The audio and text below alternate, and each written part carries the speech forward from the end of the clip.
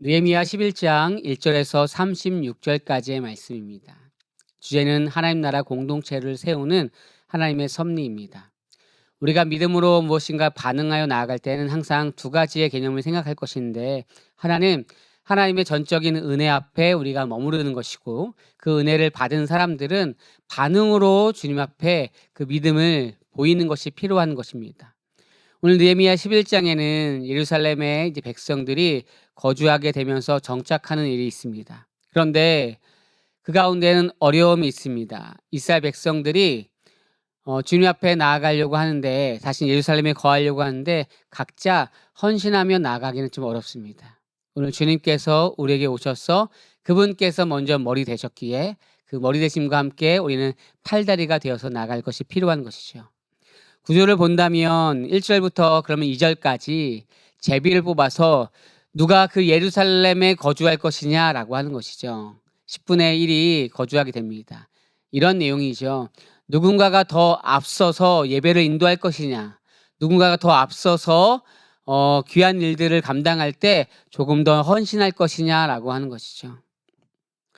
이렇게 제비 뽑아서 인원이 이제 10분의 1 정도가 정해졌습니다. 그리고 3절부터 24절까지는 예루살렘에 거주한 그러한 명단들을 설명합니다. 거룩한 성에 사는 사람들, 백성, 그리고 제사장, 레위인들, 이러한 이들이 먼저는 앞장서서 주의 일을 한 사람이죠.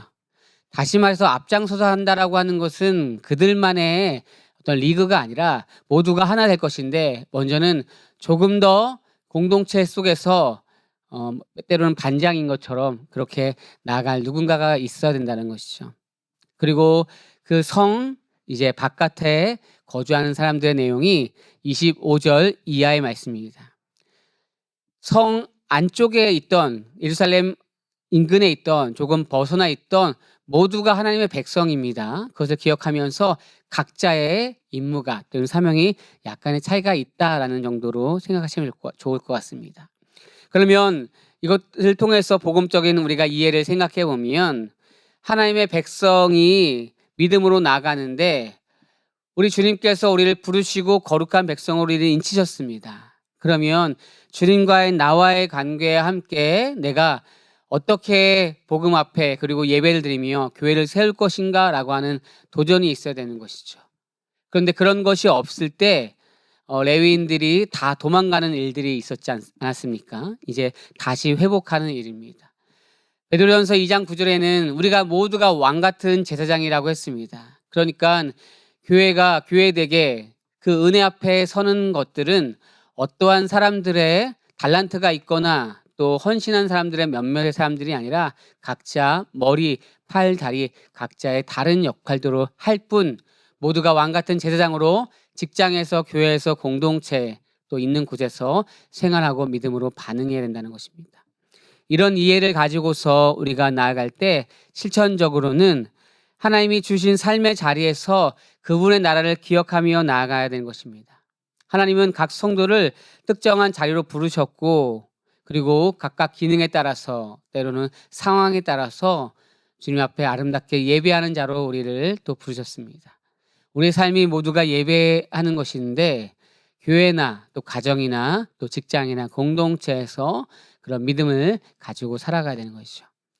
두 번째는, 그러면 그걸 내가 알았다고 한다면 실제적으로 나는 어떠한 반응을 하고 있는가라고 하는 것이죠. 성 안에 공동체에서 먼저 자발적으로 헌신하며 도전했던 이들이 있습니다. 그러니까 누구나 다 그렇게 할 수는 없지만 그럼에도 불구하고 은혜를 받은 사람들이 먼저 도전하고 헌신하는 일들이 있죠. 그래서 그러한 은혜들이 점점 퍼져나가는 원심형을 그리는 것입니다. 그러면 나는 오늘 적어도 공동체에서 작은 것 하나 결단하며 할 수 있는가? 많습니다. 말한 것처럼 예배를 인도하는 사람들, 악기를 또 찬양으로 돌리는 사람들, 워십뿐만 아니라 화장지를 줍고 또 교회 앞에를 깨끗하게 하고 또 내가 조금 새로운 사람들에게 또 편하게 예배를 드릴 수 있게 조금 자리를 양보하는 그 모든 것들 하나하나가 다 우리가 할 수 있는 일이다 생각하시면 좋을 것 같습니다. 결론적으로 하나님 나라의 회복을 꿈꾸지 않는 사람은 없을 것입니다. 그런데 10분의 1의 사람들이 제비 뽑아서 거기에 선택된 사람들이 그 일을 하는 것처럼 불만과 불평이 없이 그냥 정해져 있는 우리의 삶의 속에서 누구나 때로는 제비 뽑는 것처럼 한 걸음 나아갈 수 있는 도전이 있었으면 좋겠습니다. 그런데 잘 안 되죠. 그리스도 안에서 우리는 거룩한 시민입니다. 그리고 온전한 성전 되신 주님께서 우리를 부르시고 성전이라 인쳐 주셨습니다. 그러면 각자의 자리에서 그것을 이제는 기쁘고 감사로 보이는 우리의 모습이 있어야 할 것입니다. 바라기는 나의 삶에 때로는 이러한 도전이 부담이 아니라 감사와 기쁨과 영광으로 자리 잡는 저와 우리 가정 또 교회 그리고 모든 공동체가 되길 예수님의 이름으로 소망합니다.